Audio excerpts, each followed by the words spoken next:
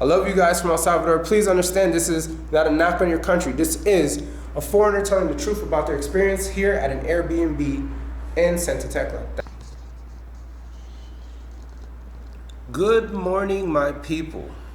Good morning to my last day here in Tecla, La Libertad, El Salvador. It's time for me to leave this Airbnb, my first Airbnb ever that I've ever reserved in all of my travels throughout the entire world. So now it's time for me to give you a review of this Airbnb. So some people may say, why are you knocking it? It's just El Salvador. You have to just go with the punches, go with the flow. Come on, guys. By now you should know that I will tell you the truth in everything that I mention, the 100% truth. First, let's go with the positives. The positive thing is it has a wonderful Comfort Star aircon. This air conditioner has heat, drying effect, cool effect just for regular fan, everything. I had no problems with this air conditioner. It even had a remote control. Everything worked perfectly. Tells you the temperature in Celsius and Fahrenheit, no problem. Let's see another positive. Another positive is the microondas. Works perfectly fine. No problem, brand new. Yes, everything's in Spanish, but I think you'll figure it out. Iniciar, detener, it works perfectly fine. The refrigerator works fine. It has a freezer in there.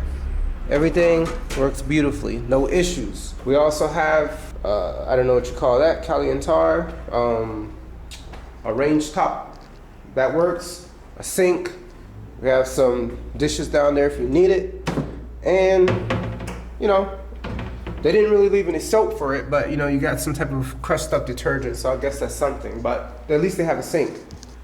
Another positive is we had television. I don't know if it was cable TV, but it at least had like a Fire TV connected to this. Like I think this Toshiba is a Fire TV. I didn't see any particular type of connection, so it worked perfectly fine. This is nice, the swivel action right here. I was able to watch TV even though I was sitting on the toilet just like that.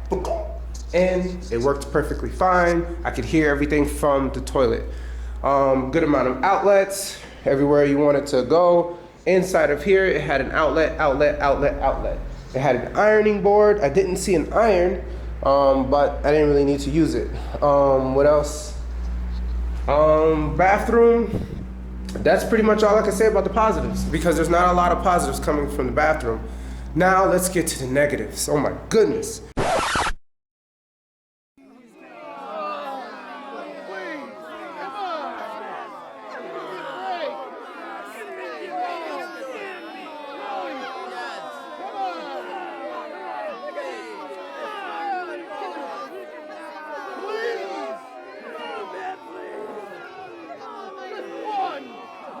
Josue, you want to say something to the people before you go? People. Hi, yes, I want to say hello to everybody. My name is Josue from El Salvador, Ciudad, and I hope you have an excellent day. All right. See ya. All right, that was Josue. He saw me on the bus. I'm your fan. All right, thank you. Gracias. Bye. Adios. Adios. He was mentioning my Sonsonate trip, but yeah, that was last time. So Sonsonate was a wonderful time. So more to come. So currently right now I am on bus 42 going to Centro, which is in San Salvador, and then from there I'll take bus 29 to Amanecer and then get myself to San Miguel and see what else I can do from there. But El Salvador has been great, and that's where I'm at right now. Great way to start the morning. All right, more to come. Bus 42. Oh yeah, it only cost me like what, 30 cents to get on this bus? Super cheap, just local buses.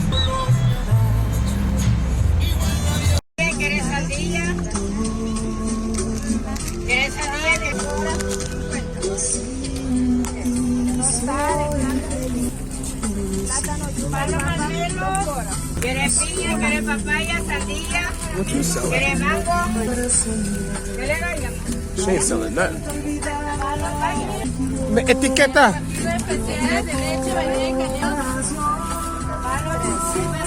Vaya!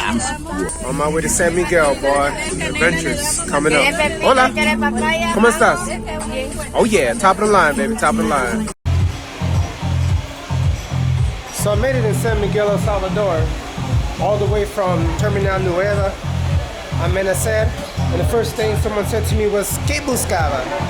And I said it the Salvadoran way, I said, sanitario. She said, over there, I said, vaya. And as soon as I came up in here, look what I see. Stairs and gates and all this stuff. 50 centavos, 50 centavos.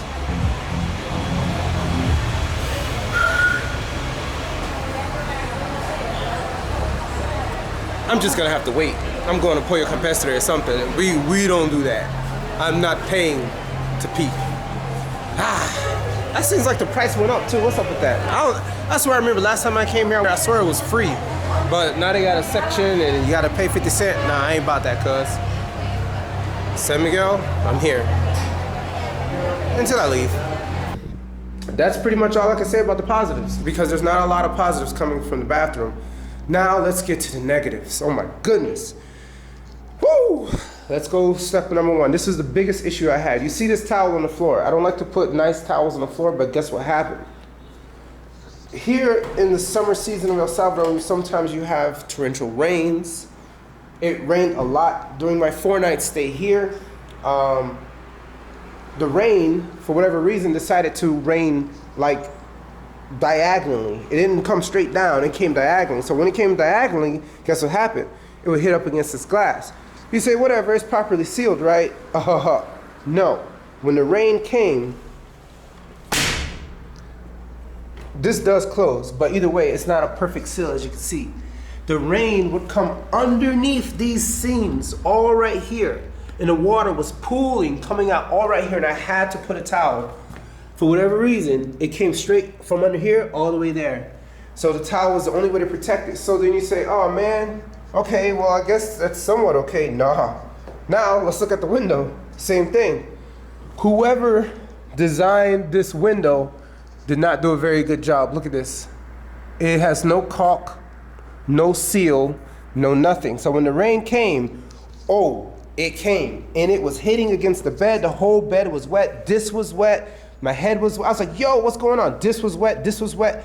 Everything was wet. And the rain just essentially came down and pulled all on the floor. It came from through here, through here, through here, through here. There is no sealant, no caulk. What is going on?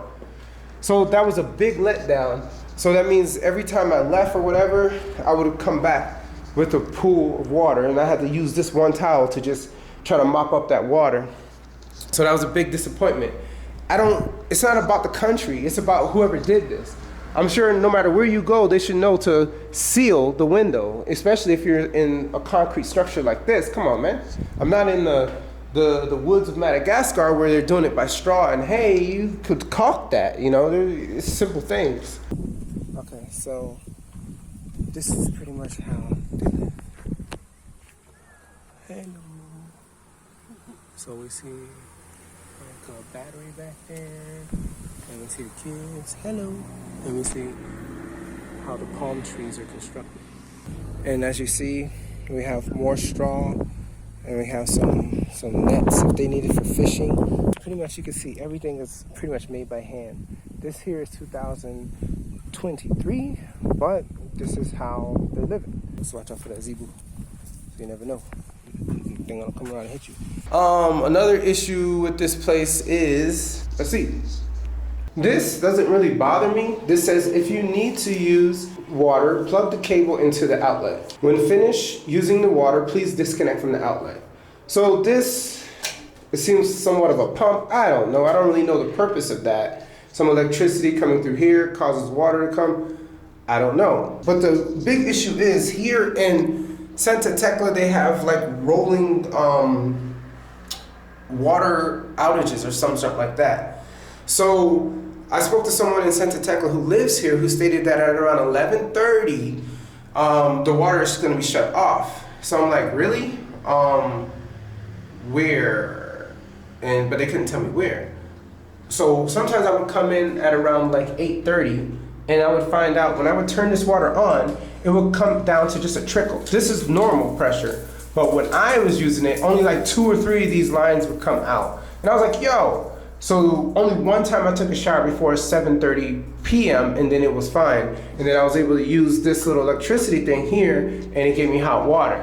But like after 8:39, it will only come down to a trickle and this will do nothing for you. When you turn this on, it still won't be hot enough. Not that I truly needed that, the water was warm enough, but it just didn't work when it had its rolling outages. I turned this on, I did all of that, plugged this in. So it was so bad the first night, I was like, yo, how do I get a nice shower? Like, there was just essentially no water coming out. I had to turn this on, which had less pressure than this, and I had to use my grungy soap dispenser to put water in here, like it's a tabo, and then I would put it on my body like this, just pouring, without the soap in there, pouring water on my body from this, because that's the only like tabo, as they say in the Philippines, that's the only tabo that I had. I would put it on my body because that was the only way I could get water, was from here. This had pressure, but this did not. And so the next day I used my water bottle that I finished using the previous day, and then I used that as somewhat like a tabo or a bucket, and I would use the water bottle, but still I had to like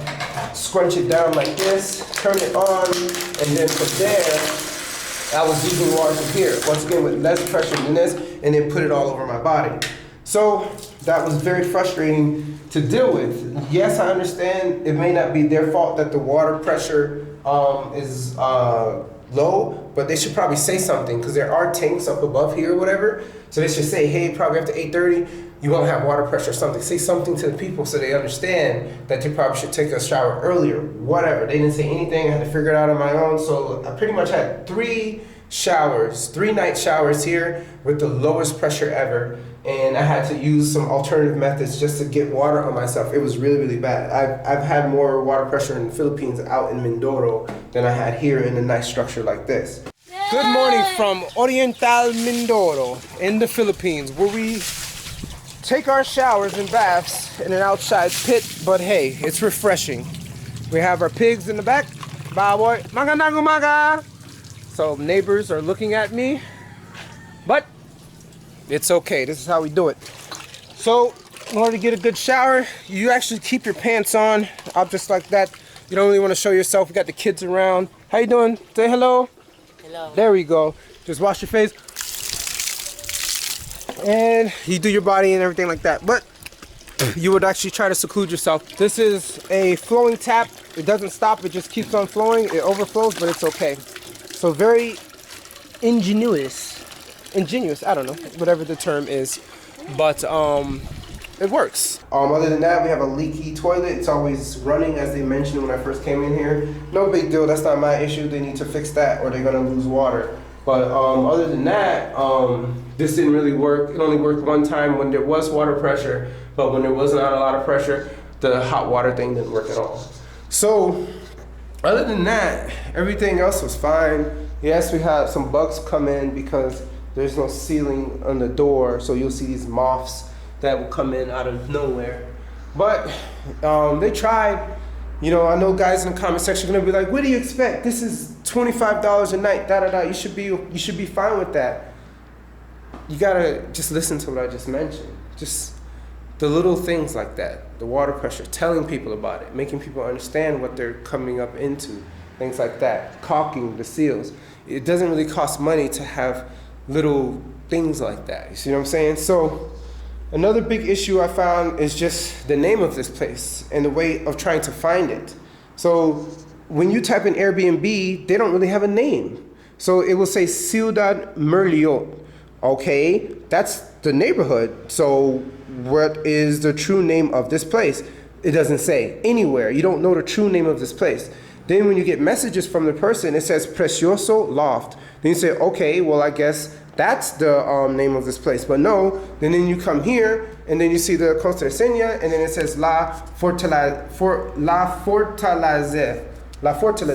So you're like, yo, what is the name of this place? So I can't even promote this place if I wanted to, because I couldn't tell you what the true name of this place is. And so the address is super hard. You can't plug it into any map because it doesn't work the way they type the address.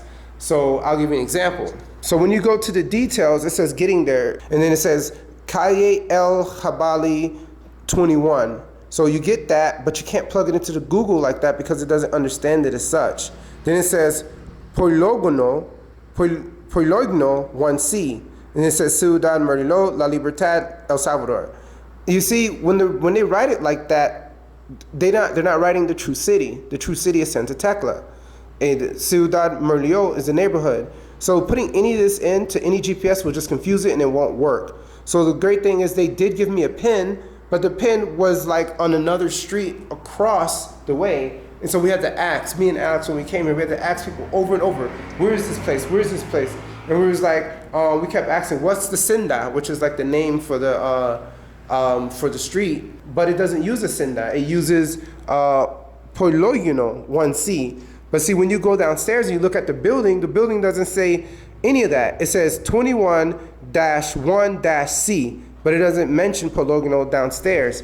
So, like I said, I don't know if you're ever gonna find this place. It was super hard. A native Salvadoran couldn't find it. We got different names here again. We have SivarHouses. You know what I'm saying? It's just pretty much a cluster. You're not gonna find this place. Like, I barely found it. So unless you're from El Salvador and you can get the street names, yeah, you're gonna have a problem. So let's look at the price.